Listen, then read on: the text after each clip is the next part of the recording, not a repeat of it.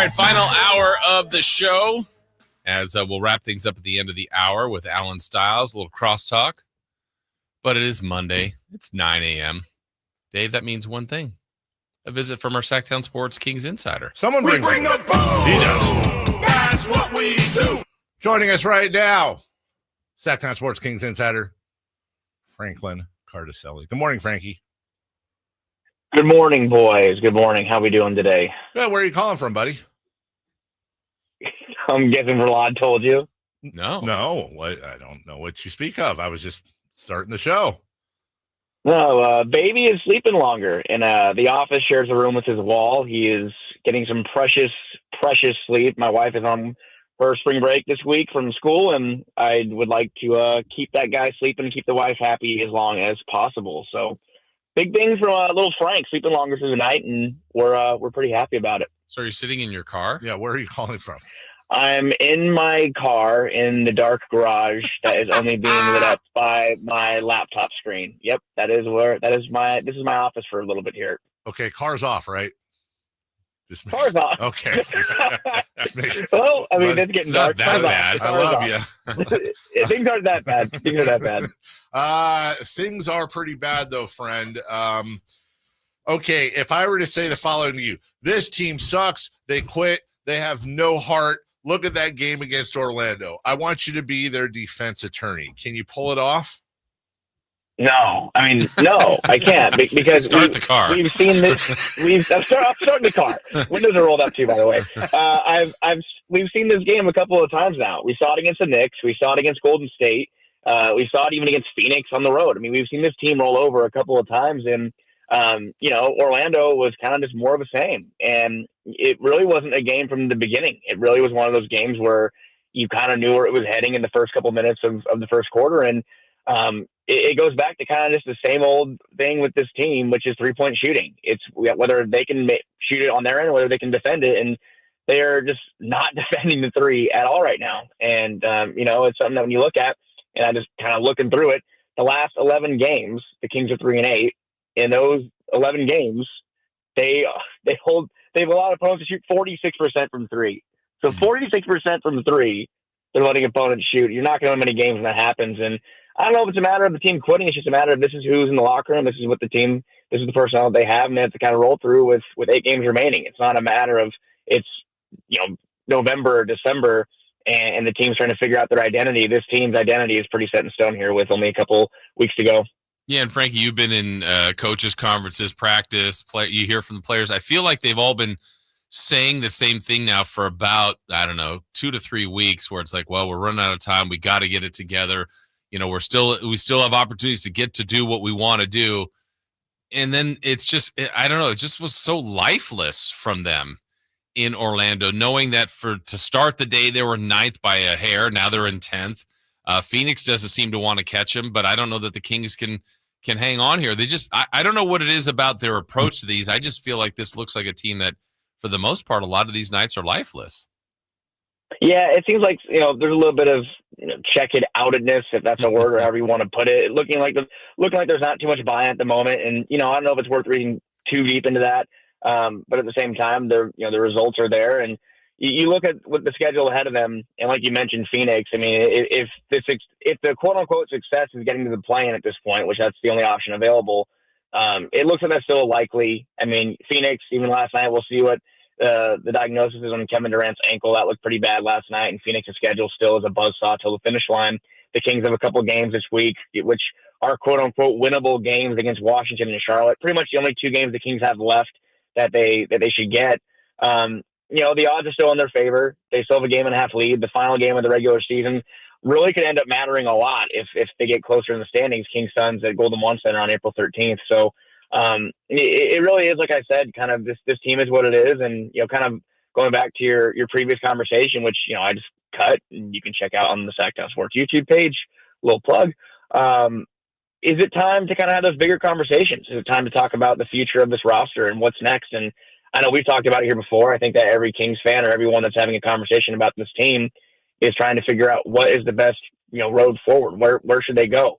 Is it possible to even do a rebuild? I don't know if it is with those big contracts. So if the play-in is the goal, it looks like that's probably going to happen. But if playing a game 83 is the ceiling of this team, I don't know how you can look at that and say that's a success. I don't think anybody in house would think that's a success.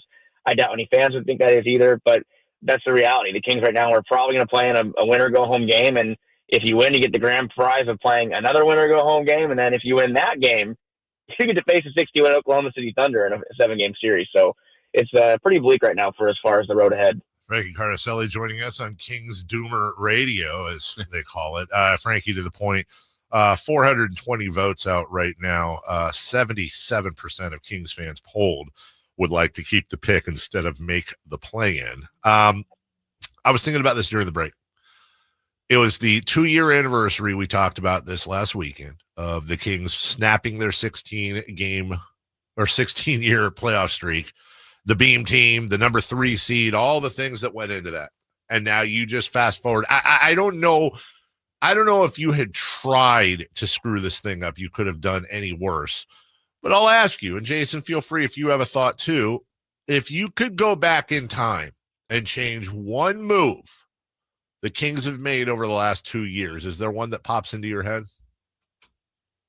I think it's between it's all kind of like tied together, right? I mean, the firing of Mike Brown is what led to De'Aaron Fox and his camp really kind of, starting to look for a way out. I still think that the De'Aaron Fox trade, that was their biggest asset, you should have gotten more back in that deal. And I think it was Jake Fisher, who reports for Yahoo Sports, just recently said that if you were to poll 100 NBA GMs, 100 NBA front office executives, 100 of those executives would say the Kings should have gotten more back in that deal.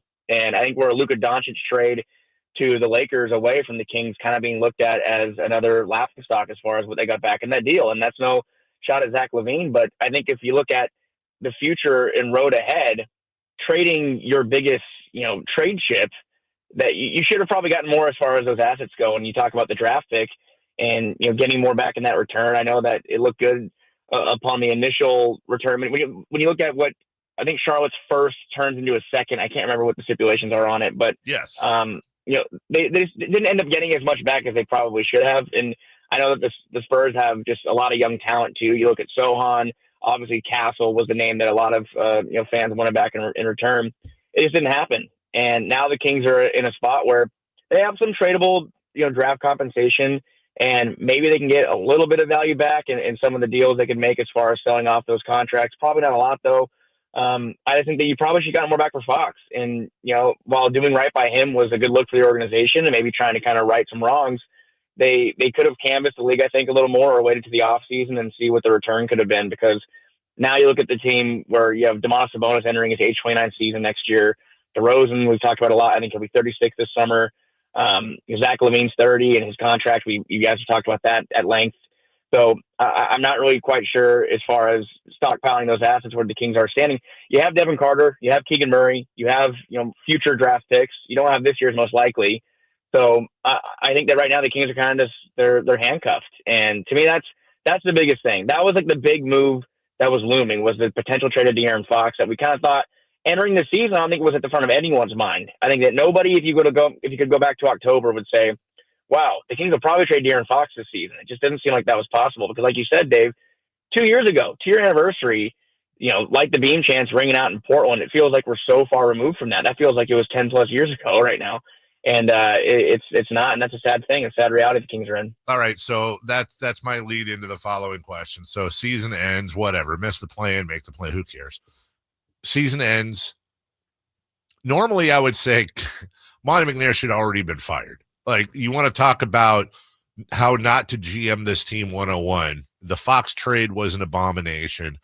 Picking, the shoulder issued Devin Carter as your 17th guard was bad. DeRozan and LaVine combined is bad. Just on and on and on. And, of course, there's some good things he's done. Here's my issue, though. I'm curious where you stand. Is Monty McNair the problem, or is Monty McNair have strings attached to him? Is he being puppeted? I think that we all know that at the tippy top, there's been some spurts where there's been a lot of hands-on, involvement, and there's been some hands off. And I think right now we're seeing a lot of hands on again. And, I think you mentioned, and as was circulated around last week, that Vlade Divac is looking like he's back in the fold here and been seen around on the road and he at never Kings left. games. And he never left. He never left. He never left. And Yeah. I think we're kind of seeing some shades back into that dark chapter. And I think right now it's going to be intriguing to see, because I do think that Monty McNair, it'd be interesting to see now that Wes Wilcox being gone as well, how he operates in that role. And like you mentioned, Dave, I don't know if it's possible or likely to move forward with him after this year. And we'll see if that changes. He's 1 year left on his contract, I believe. But it kind of puts us back in that conversation of, will you have a GM and head coach that are locked in unison? And it seemed like that we really didn't, even recently with Mike Brown in this front office and this GM and assistant GM group. We look back to that Pete D'Alessandro, Mike Malone situation where you hire a coach for the GM. I mean, so it'll be interesting to see how they operate with that. Because, if the Kings lose the play-in game April 15th or 16th, that news usually trickles in pretty quick. We'll usually know pretty fast after that if the GM will be retained, if Doug Christie will be, that intern tag gets lifted, or if the Kings are going to conduct a head coaching search. We still don't really have any clear direction on where they're going there. I think if you could have, polled us media back when the switch was made with Doug, it seemed pretty sure that he'd be back. And now it's kind of a question of, okay, well, what direction is the team going in? Because if they're going into a rebuild, is Doug the best person to kind of look into that, to lead that group? Or is it better to go find someone that's out there, because jobs open, as we saw with Taylor Jenkins, jobs open, people get relieved that you didn't think they would get fired from their certain jobs. So we'll see if that happens. But I think it'd be really, really interesting to see if Monty does keep his job, because I do think that he's made some good moves, but we all also know he's been very passive and let a couple things slip by that probably set the Kings back a little bit. So I think it'd be interesting, in my opinion, to see the Kings bring in a GM who has experience being a GM, not a first-time general manager, which I think the Kings have hired. I think their last 3 GMs have been first-time general managers. So it'd be interesting to see if they could bring someone in that has some experience there. And, who knows? Maybe the Kings could throw a bunch of money at Bob Myers. I think that someone on our airwaves have brought up that idea. That'd be interesting as well. Using the word interesting a lot, because that's just kind of the state of the Kings right now. They can go in a bunch of different directions, but right now it's looking pretty bleak. Not to continue to be dark and in this garage with no lighting to be a doomer. Yeah. But well, yeah. That's the reality they're in, Frankie. As tonight, it's tough to get right against Indiana, a team that 2 games ago scored a franchise record 162. The Kings have had trouble stopping people. We know there's Halliburton, Sabonis storylines in this one, but last time they played, Indiana embarrassed the Kings with a big second half at Golden One Center. What do you think about tonight's matchup between the Pacers? I mean, it kind of comes back to the same conversation. As if the Kings can contain the perimeter, good things usually happen. And, from a matchup standpoint, this is a team that doesn't really rely on three-pointers as much. I think they hurt the Kings more in the paint, and Pascal Siakam is a player who definitely can give the Kings a headache. We'll see if Keegan Murray has the work cut out for him tonight. But, Tyrese Halliburton, someone who, is that still a conversation? I'm not sure. I think that ship has sailed, and he's in a better spot here. Domantas Sabonis back home in Indiana. We'll see if he can get a little revenge. But, I mean, again, just looking for signs of life. That's the biggest thing. There's still 8 games left. Can the Kings show some signs of life? And they've rebounded a couple of times from those ugly losses earlier in the year. And, there's still a little bit of time for them to, pick up some momentum and hopefully kind of steal one in Indiana. And you play against Charlotte and Washington and try to see if you can throw together one last winning streak. Because if it matters, if you care or are into that kind of thing, the Kings still need, 5 wins to reach the 500 mark. And that means 5-3 over the final 8. That looks like it's pretty unlikely as well. But you never know what could happen. But if you want to do that, you have to win tonight in Indiana. That's Frankie Cartoscelli, Sacramento Kings insider. You can read him at SactownSports.com. Of course, follow him on Twitter. Get out of the garage, buddy. Your duties are done, and we'll talk to you soon. Backing out now. Thanks, guys. See, that's Frankie. We'll take a break. When we come back, we're going to try to fit a lot into a little. Kings in 10th right now. Can they hang on? We'll look at those schedules, Zach LaVine numbers, and we'll preview tonight's game.